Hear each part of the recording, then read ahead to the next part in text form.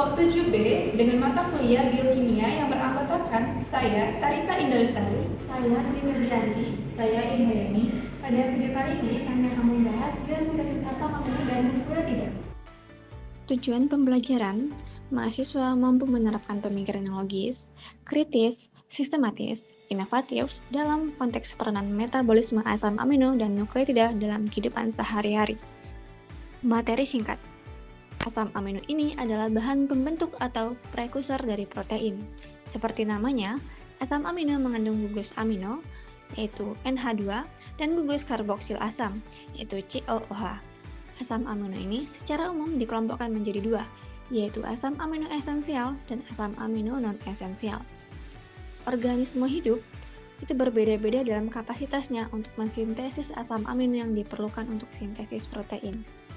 Meskipun tanaman dan banyak mikroorganisme dapat menghasilkan semua asam amino dari prekursor yang tersedia seperti glukosa ataupun CO2 atau NH3. Prosedur proyek 1. Mencari sumber materi mengenai biosintesis asam amino dan nukleotida. 2. Menjelaskan materi biosintesis asam amino dan nukleotida. 3. Melakukan pengeditan hasil rekaman tentang biosintesis asam amino nukleotida. Pembahasan materi. Fungsi asam amino. Asam amino memiliki beragam fungsi penting bagi makhluk hidup sebagai penyusun protein. Bergabung melalui ikatan peptida untuk membentuk rantai polipeptida yang kemudian membentuk struktur protein. Asam amino juga berperan dalam sintesis neurotransmitter, yakni menjaga keseimbangan nitrogen tubuh, serta terlibat dalam pertumbuhan otot, regenerasi jaringan dan produksi energi, serta membentuk dan memperbaiki jaringan tubuh, misalnya jaringan otot, kulit, kuku, jaringan ikat, saraf, dan rambut. Makhluk hidup dapat memperoleh asam amino yang dibutuhkan. Asam amino dapat diperoleh dengan cara biosintesis asam amino. Biosintesis asam amino ini ialah proses pembentukan asam amino dari molekul sederhana seperti karbon dioksida, amonia, dan asam piruvat. Proses ini terjadi di dalam sel makhluk hidup. Berikut jalur biosintesis asam amino yang terdapat pada gambar di samping. 1. Kelompok glutamat yang termasuk glutamin, prolin, dan arginin. Prolin adalah turunan siklis dari glutamat. Meskipun kelompok reaksi-reaksi ini terhadap sintesis glutamat bervariasi menurut jenis sel dan keadaan metabolik, transminasi tampaknya memainkan peran utama dalam sintesis sebagian besar molekul glutamat dalam sel eukariotik. Prolin disintesis dari glutamat dalam 4 langkah. Pada langkah yang ketiga yaitu reaksi siklisasi spontan. Dalam sintesis arginin, asetilasi glutamat mencegah reaksi siklisasi. Pada mamalia, reaksi yang mengubah ornitin menjadi arginin adalah bagian dari siklus urea. Sintesis arginin ini dimulai dengan asetil gugus alfa aminoglutamat. N-asetilglutamat kemudian diubah menjadi ornitin dalam serangkaian reaksi yang mencakup fosforilasi, reduksi, transminasi, dan deasetilasi. Reaksi selanjutnya di mana ornitin diubah menjadi arginin adalah bagian dari siklus urea. 2. Kelompok serin. Anggota kelompok ini ialah serin, glisin, dan sintein mendapatkan kerangka karbon mereka dari zat antara glikolitik, gliserat 3-fosfat. Anggota kelompok ini memainkan peran penting dalam berbagai jalur anabolik. Serin adalah prekursor etanolamin dalam sfingosin.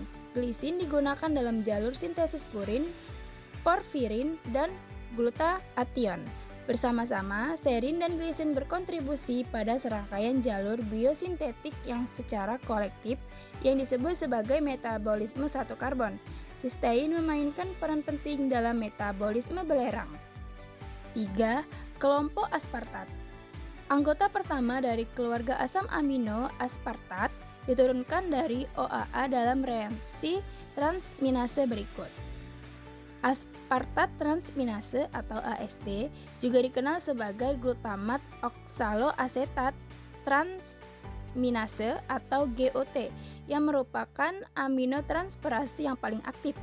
ditemukan di sebagian besar sel, di mitokondria, dan di sitoplasma.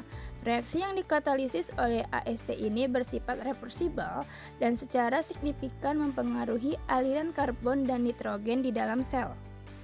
4. Kelompok piruvat terdiri dari alanin, valin, leusin, dan isoleusin.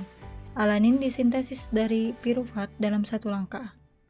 Meskipun enzim yang mengkatalisis reaksi ini, alanin aminotransferase, memiliki bentuk sitoplasma dan mitokondria, sebagian besar aktivitasnya ditemukan di sitoplasma.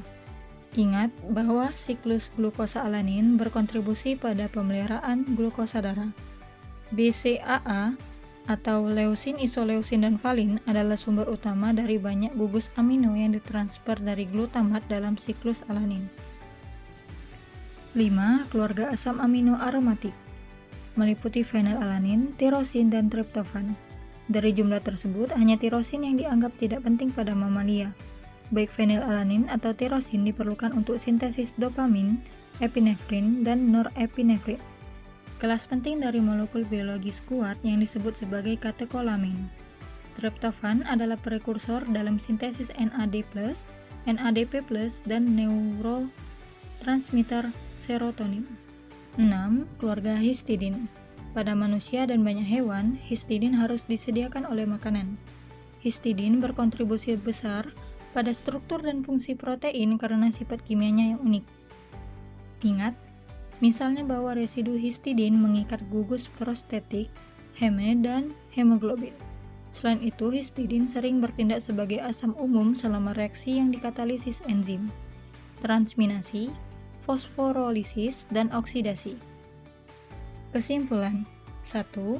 Asam amino terdiri dari dua macam, yaitu asam amino non-esensial dan asam amino esensial. 2. Asam amino non-esensial dapat diproduksi oleh tubuh, tetapi tetap bisa diperoleh dari makanan. 3. Asam amino dapat diperoleh dengan cara biosintesis. Berdasarkan kesamaan dalam jalur sintetiknya, asam amino dapat dikelompokkan menjadi 6 keluarga, yaitu glutamat, serin, aspartat, piruvat, aromatik, dan histidin. 4. Hewan mampu mensintesis setengah dari jumlah asam amino, sedangkan tumbuhan dan beberapa mikroorganisme mampu mensintesis semua asam amino. Sekian video dari kami, semoga bermanfaat. Kami Ari. Wassalamualaikum warahmatullahi wabarakatuh.